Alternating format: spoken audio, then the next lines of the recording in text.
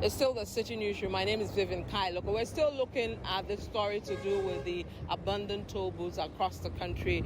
On Sunday, from what we know, the accident that happened at the Accra-bound route on the Tema motorway, a tanker driver ran into one of the toll booths, leading to the death of one of the two drivers that were in that car. I've been joined now by the vice chairman of the Tanker Drivers Association, the national one, of course, Mr. Alabi. He's going to throw more light on this very sad story that we're seeing around these toll booths. What we see is that, too, it might be whether maybe slipping or a car in front of him forced him to go to that way. Because if you should watch the motorway to the toll booth, the roads are not aligned to the toll booths. So when you are coming, you have to veer a little before you can go through it. As we speak right now, we are not taking tolls. So the drivers are not slowing down before getting to the toll booths. And I believe the highway has to do something to make the drivers slow down before they get there. That is why we are seeing these accidents. Now, we are told that the one that lost the life had just joined the association, had just become a tanker driver. Is that the case? Yes, that's the information I have now.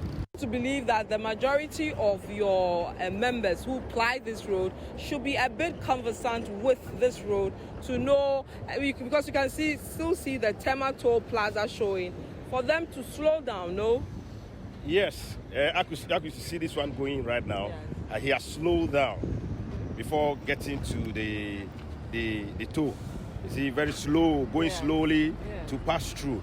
You see, in every institution we have some stubborn ones. I will not say this driver was stubborn though, but sometimes complacency sets in. I want to take you to Philip Latte, who is also looking at this story. He's been speaking to a road specialist to give us more on what we should be doing with this situation, especially because we are recording some fatalities around the abandoned toll booths. Before you get to the location, at least you will see the edifice. It's a huge building sitting on across the road. So obviously that should just let you know that you are getting closer to an existing toll, even though it's not functioning.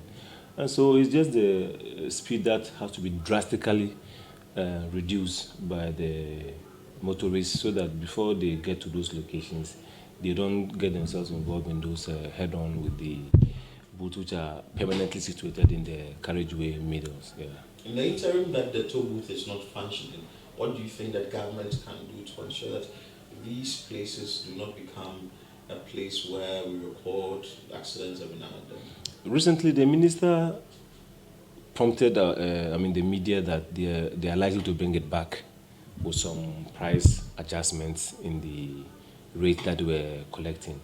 So I'm sure they are still pondering about it. That's why they don't want to actually physically remove those structures on the stretches so that it becomes expensive again to run the toll booth when they should construct the second time.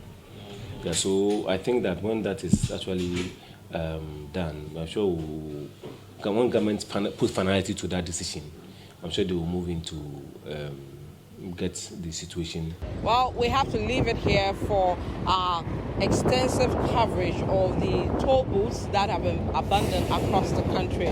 On our next edition of the Citi Newsroom, we'll look at the other areas across the country with similar incidents around the toll booth.